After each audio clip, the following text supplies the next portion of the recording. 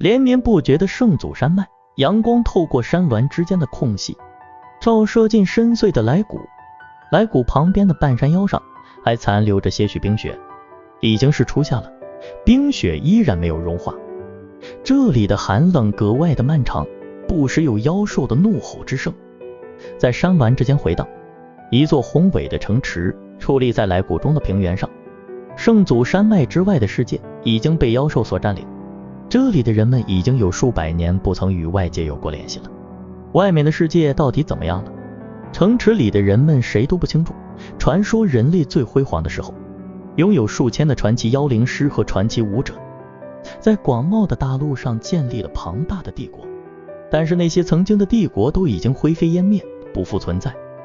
这座城市由于地理位置比较隐秘，成为了从黑暗时代保留下来最为完好的城市。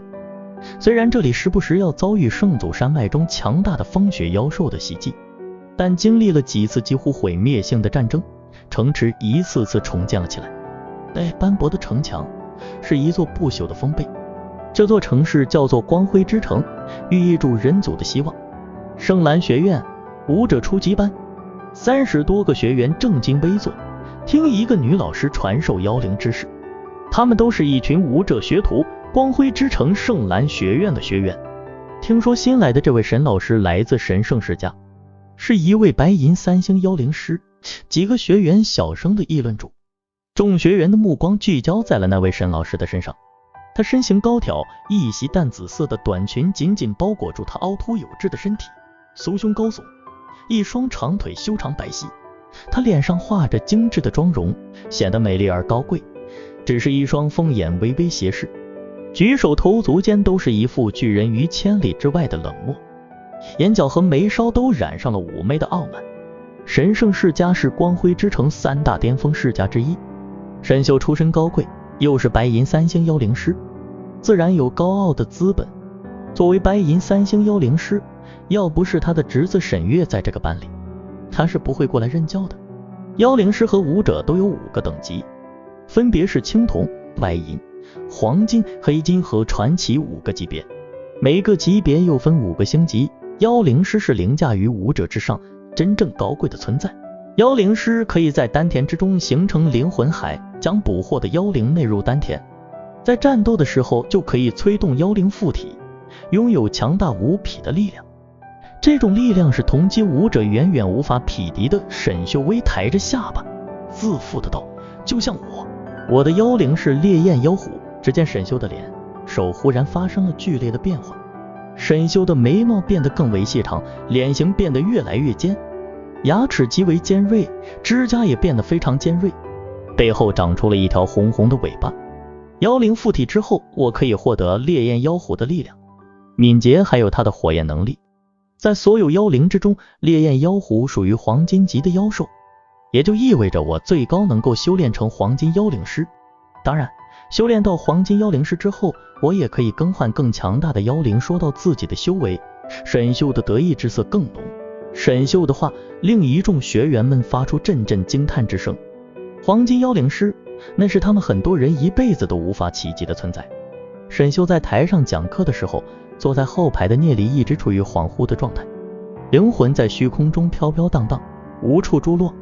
一缕刺目的阳光令聂离慢慢睁开了眼睛，眼前的一切不禁令他恍惚迷茫。我在哪里？聂离吃惊的低呼。他惊奇地发现自己的手变小了，皮肤也变得非常细嫩。台上的沈秀正滔滔不绝地讲着，聂离清楚地记得，那是他在圣兰学院刚入学的那一年。讲课的这个女导师是一个白银妖灵师，非常傲慢无礼。因为这个沈秀，聂离后来很长一段时间都不愿好好学习。我居然重生了！聂离震惊无比，他被圣地和6只神级妖兽围攻，力战而亡，却没想到居然灵魂重生，回到了13岁的时候。聂离朝旁边看去，一张张熟悉的脸映入了眼帘。陆飘、杜泽，这一个个生死与共的兄弟都还没有死，不过他们长相都还非常的稚嫩。还有他，聂离朝左侧看去，距离他只有几米，一张美丽无瑕的脸出现在了他的视野之中。她叫叶子云，虽然只有13、14岁的样子，但她已经出落得亭亭玉立了。一头紫色的秀发如瀑布一般披落到腰间，弯弯的眉毛，水灵的眼眸中透着智慧的光芒，笑起来的时候嘴角露出一对深深的酒窝。虽然脸上还带着些许稚气，但聂离知道她在大一些之后将会多么动人。她穿着洁白的丝裙，有一种说不出的恬静娴雅。前世从10多岁开始，聂离对她就充满了深深的爱慕之情。她也没有死，聂离心中激动万分，几乎哽咽。我居然回到了过去，这是真的吗？不是梦境。聂离狠狠地掐了一下自己，那清晰的疼痛告诉他，这并不是梦境。他忽然想起了什么，对了，是时空妖灵之书，一定是时空妖灵之书。聂离立即低头寻找，却没有找到时空妖灵之书。聂离不敢相信，转世重生这种离奇的事情居然会发生在他的身上，这肯定跟那神秘的时空妖灵之书有关。那时空妖灵之书也不知道是谁创造的，是一件非常神秘的东西。聂离一直贴身收藏，他清楚地记得，他跟圣帝还有6只神级妖兽战斗的时候，鲜血将时空妖灵之书浸润了。应该是时空妖灵之书带着他又回到了13岁。看到这些熟悉的人，聂离陷入了悠远的回忆之中。还记得前世光辉之城遭到了风雪妖兽的疯狂攻击，光辉之城的守护神传奇妖灵师夜魔战死，数十万人只剩下几千的幸存者，一起逃向了圣祖山脉东面的茫茫沙漠，开始了逃亡之旅。一个又一个人在沙漠之中死去。还记得那一天，幸存的人们被沙漠中的妖兽围困。那一夜，他与叶子云在帐篷中彼此寻找着灵魂的依靠和慰藉。那一夜，聂离终于将心目中的女神拥入怀中。那一夜，银色的月光如轻纱一般朦胧，叶子云凹凸玲珑的身体，晶莹剔透的肌肤，就像是一尊无瑕的白玉雕塑。他们疯狂地拥有着彼此。如果不是光辉之城的破灭，如果不是那一次9死1生的逃亡，以聂离那低得离谱的天赋，没落的家世，是绝对不可能得到叶子云的青睐的。然而在那之后，他们再次遭遇了妖兽的袭击，叶子云为了保护他，死在了妖兽手里。那一幕，聂离怎么也不会忘记。在经历了9死1生之后，聂离活了下来，穿越了无尽荒漠。尽管天赋低下，但聂离凭借住自己对生存的敏锐，闯荡了整个圣灵大陆，遇到了很多跟妖兽抗争的人类，遇到了很多神秘的事情，当然还有那神奇的时空妖灵之书。如果没有时空妖灵之书，聂离也无法回来。神秘的时空妖灵之书居然让我回到了从前。光辉之城破灭，父母族人兄弟们一个个战死，叶子云也死在了逃亡的路上。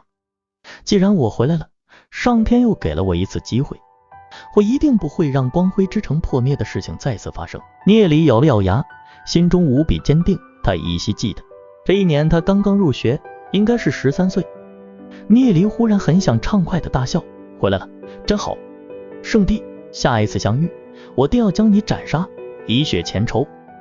前世如果不是光辉之城的破灭，他和叶子云就是2个世界的人，根本不可能走到一起。